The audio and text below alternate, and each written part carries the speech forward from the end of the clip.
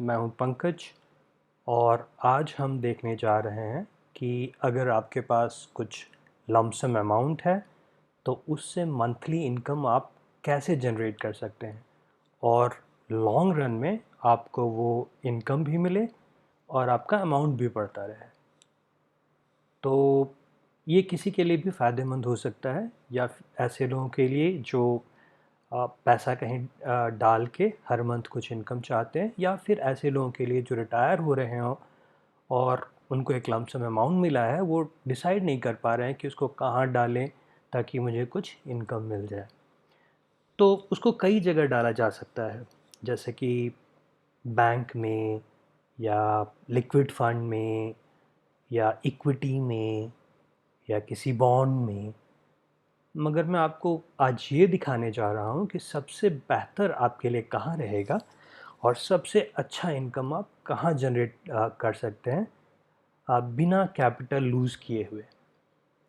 तो आ, मैंने आज जिस फंड का एग्ज़ाम्पल लिया है उसका नाम है ICICI प्रू बैलेंस एडवांटेज का डायरेक्ट ग्रोथ फंड है। मैंने किसी फुल इक्विटी फंड का एग्ज़ाम्पल नहीं लिया है क्योंकि कभी-कभी वो नुकसानदायक हो सकता है अगर इक्विटी बहुत समय तक डाउन रहा तो, और आप उसमें से हर मंथ कुछ अमाउंट निकाल रहे हैं। तो उन सब चीज़ों के ऊपर बाद में हम लोग डिस्कस करेंगे, मगर पहले मैं आपको दिखाना चाहता हूँ कि कितना अमाउंट आप डालते हैं तो कितना निकालेंगे तो आपका अमाउंट अप्रिशिएट भी होता रहेगा और आपको एक अच्छा खासा इनकम भी मिल जाएगा। तो देखिए मैंने क्या एग्ज़ाम्पल लिया है, वो है ICICI का फ़ंड और मैंने इसमें 60 लाख रुपए एग्ज़ाम्पल के तौर पे डाला है 1 जनवरी 2013 में। 13 मैंने इसलिए लिया है कि क्योंकि 13 के बाद ही डायरेक्ट फ़ंड स्टार्ट हुए थे, उसके पहले रेगुलर फ़ंड होते थे। डायरेक्ट फ़ंड वो फ़ंड होते हैं जहाँ पे आपको कम चार्जेस लगता है। आप तो चलिए देखते हैं। तो यहाँ पे जब मैंने एक एग्ज़ाम्पल लिया, 60 लाख का एग्ज़ाम्पल लिया और 2013 1 जनवरी को जमा कर दिया है और 1 फरवरी 2013 से विड्रॉल शुरू किया है 50,000 रुपये। 50,000 रुपये यानी कि यहाँ पे मैंने एग्ज़ाम्पल लिया है 10% का। 60 लाख का 10% होता है 6 लाख साल में, यानी मंथली 50,000। तो मैं ये दिखाना चाहता हूँ कि कैसे कैसे पैसा ऊपर नीचे हुआ फिर भी आपका कैपिटल बचा रहा। और आ, आज के दिन जो कि ऑलमोस्ट 2013 से 8 साल के ऊपर हो चुका है करीब करीब, फिर भी आपका बैलेंस देखिए 83 लाख करंट वैल्यू बचा है। 60 लाख जो डाला था आपने 83 बचा है और 50,000 हर महीने आप निकाल रहे हैं। टोटल कितना बना है, क्या रेट पे बना है, वो 13.4% है। और हम लोग देख लेते हैं कि कैसे ये ट्रांजैक्शन हुआ है। तो यहाँ इस पिक्चर में आप देखिए, सबसे स्टार्ट में मैं जाता हूँ और यहाँ पे क्या हुआ है। तो 2 जनवरी से विड्रॉल हमने शुरू किया था। तो 2 जनवरी से 50,000 रुपये का विड्रॉल शुरू हुआ और यहाँ पे आप देखेंगे कि यहाँ पे 60 लाख पहले सबसे पहले हमने जमा किया था, वो वैल्यू यहाँ शो कर रहा है फर्स्ट ट्रांजेक्शन। उसके बाद अगले पेज में अगर हम आते हैं ट्रांजेक्शन्स के, तो वहाँ पे देखेंगे कि कैसे हर मंथ में विड्रॉल हो रहा है। उसके बाद भी अमाउंट कैसे बढ़ रहा है या घट रहा है, जैसे जैसे मार्केट अप या डाउन होता है, राइट। तो उसके हिसाब से अमाउंट में डिफरेंसेस आ सकते हैं। तो ये देखिए हमने शुरू किया 1 फरवरी 2013 से, विड्रॉल किया है 50,000 रुपये हर मंथ। तो अब देखिए जैसे ही हमने 1 महीने में विड्रॉ किया तो आपका कैपिटल घट के हो गया था 59 लाख, राइट। फिर बीच में हो गया 56 लाख, यहाँ पे मार्केट डाउन गया होगा 2013 में। 56, 57, आपने देखा कि आपका यहाँ कैपिटल गिर गया है, मगर आपको कुछ नहीं करना है, आपको सिर्फ 50,000 विड्रॉ करते जाना है। आप करते गए यहाँ तक की वैल्यू, फिर यहाँ पे देखिए 61 लाख हो गया 1 अप्रैल 2014 को।